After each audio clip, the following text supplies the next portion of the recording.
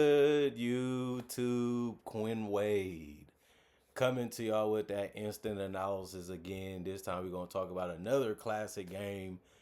The Chicago Bulls beating the Detroit Pistons 115 to 111. Josh Giddey had to sink those free throws to put the game away, but Nikola Vucevic, jump shots, floaters, just flat out was there when it mattered the most.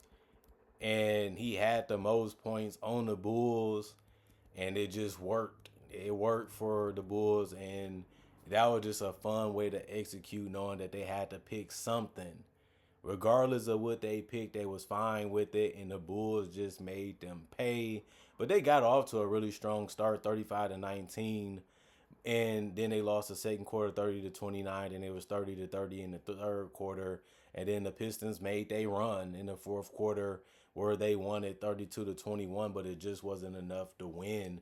The Bulls was able to hang on to it. Tobias Harris had a tough shot that he could have tied the game with, but it didn't fall. And Cade had a shot that he could have made, but he really took a tough one. He probably should have used some more of that clock to get a better look, but it didn't work out. Probably for that reason. 4 of 12 from the field for Tobias, 1 of 3 from 3, 1 of 1 from the free throw line, 10 points, 9 rebounds, 2 of them was offensive with 4 assists, 1 steal, 2 personal fouls, and a minus 8 and plus minus. If he was going to rebound and pass like he did today, while also, helping a little bit on the offensive end, that's all you can really ask for Tobias to do at this point in his career. And it's not a problem, but it actually was good. But he just didn't make enough of his shots at the level you would need him to be able to win a game like this. And it happens. But Duncan Robinson was probably the biggest problem in the starting lineup. In 32 minutes, he went 1 of 7 from the field and 0 of 5 from 3. And he didn't really do anything statistically but get a turnover and 3 personal fouls, which is bad. And he only finished with 2 points. So he was that glaring hole in that starting lineup, and he was a minus 7 and plus minus. Jalen Duren does what he does. He's going to rebound. He's going to fight defensively. He's going to finish around the rim.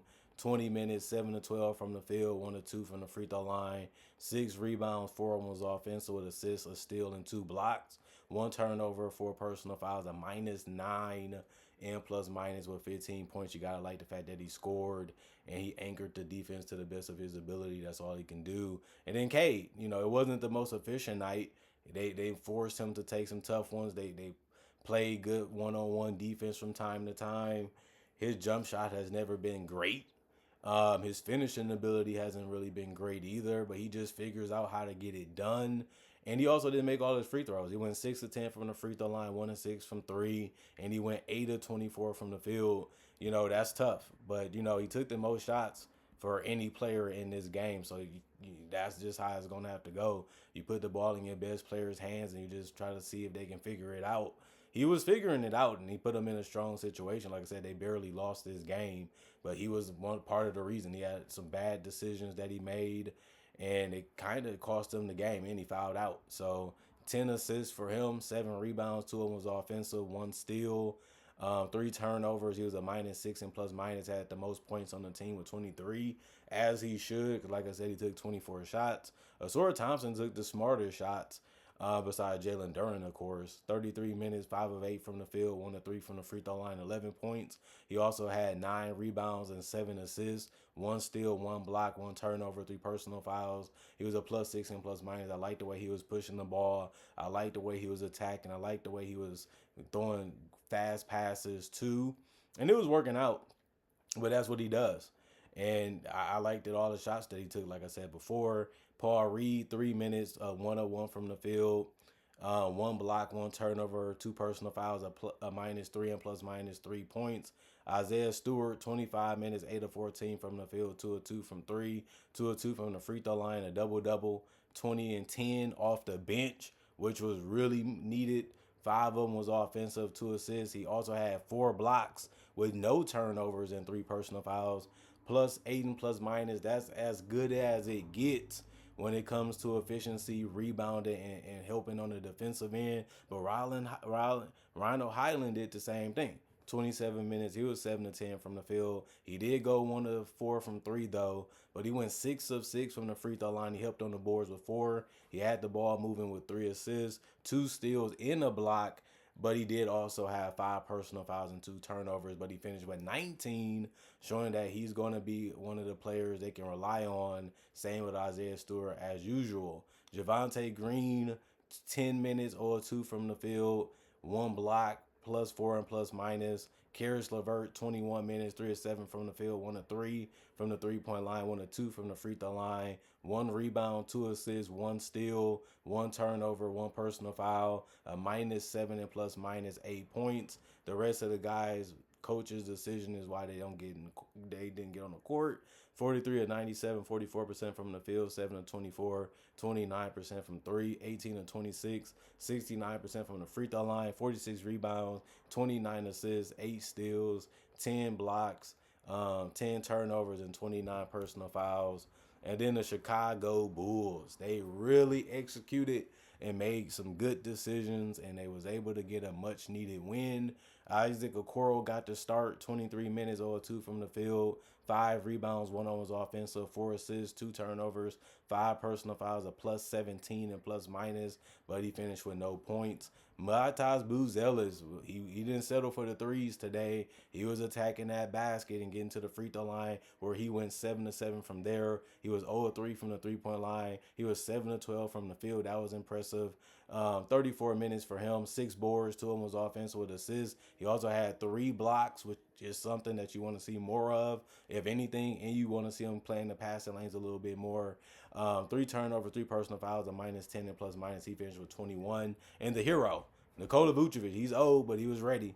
33 minutes, 11 of 18 from the field, 4 of 6 from 3, 2 of 2 from the free throw line, a double-double with 28 points and 14 rebounds, 4 offensive, 2 assists, 1 steal, 1 turnover, 2 personal fouls, a +8 and plus minus. Trey Jones got to start, 32 minutes, 5 of 8 from the field, 1 of 1 from 3, 1 of 2 from the free throw line, 1 rebound, 8 assists, 3 steals, 2 turnovers, 3 personal fouls, a +6 and plus minus. He finished with 12. I love his playmaking. It was really, really key in this game, and his defense. Those steals always help.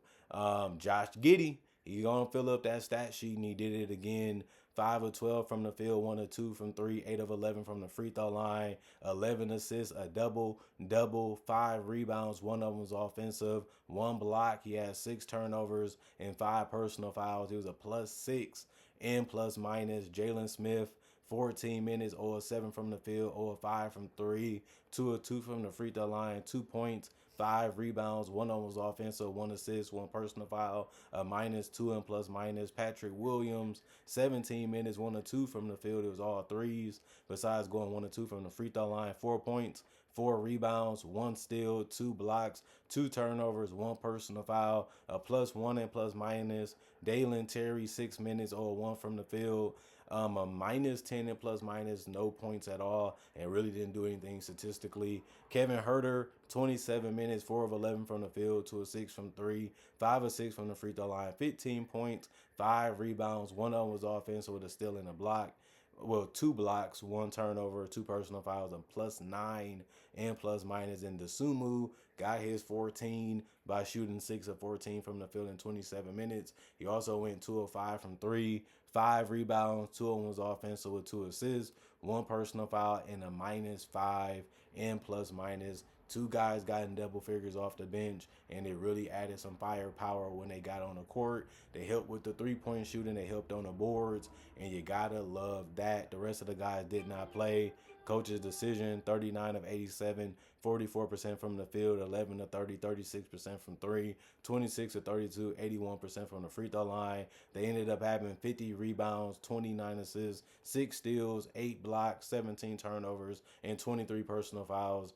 Just a good, solid game from the Bulls. They're young. They have some veterans, and they ended up just going out there making the right decision and the right play throughout the game, including in the fourth quarter when it mattered the most, and they ended up getting the win. And you have to love it. Like I said, the Bulls play like seasoned young players. They know how to play this game. They know how to go out there and get quality looks and quality shots. And they also can push the tempo and use their speed and their athleticism to create chaos. And then they always hit you with that pass. You think you got it figured out. You think you're going to slow them down. And then next, the ball leaving their hands to somebody that gets a wide open or quality look. And then it's just, can they knock it down? And today they did it more than the Pistons. And you have to like a little bit of their defense on the perimeter too. And they made Cade, go crazy in his head. How do I figure out how to put the ball in the basket or make the right pass to help my team win? He didn't have enough of those chances. Couldn't really have enough of those opportunities. And you have to credit the Bulls defense for figuring out the Cade problem. Once you figure that out, you have a good chance of beating the Pistons, and that they did. Comment, like, subscribe, share, hit the notification bell to get the analysis when it first come out. I also make conversation videos just like this about various NBA building content. I also do breakdowns for real footage of legends, current legends, rookies, and also future stars. I also do mock draft and draft coverage too. So you love that type of content, you can't get enough of it. This is the channel for you. I promise you. Plus I got over 3,000 plus videos already on my channel for you to watch, and it's all for free, and that should convince you. And if that doesn't, I also upload videos each and every day throughout the day, and basically almost every day, and that should make you want to be a subscriber if you love basketball content. Other than that, thank y'all for the support. Thank y'all for appreciating the content for what it is. Thank y'all for continuing to come back, and thank y'all for checking out the channel if you did for whatever the reason is, because that's how I got majority of my subscribers. Other than that, y'all stay blessed. Peace, and I'll see y'all when I see y'all, which should be later this morning with more analysis based off what happened on Wednesday. I'm still catching up because it was just 12 games, and that's a lot of games to watch. That's a lot of games to put analysis on at the same time because I do everything on my own. But y'all get it. At least I'm getting it done. At least I'm telling y'all what I think and what I have to say about the hottest topics and the hottest parts of the game. So continue to check it out and continue to wait for it because it will be coming. Other than that, love y'all. Peace out.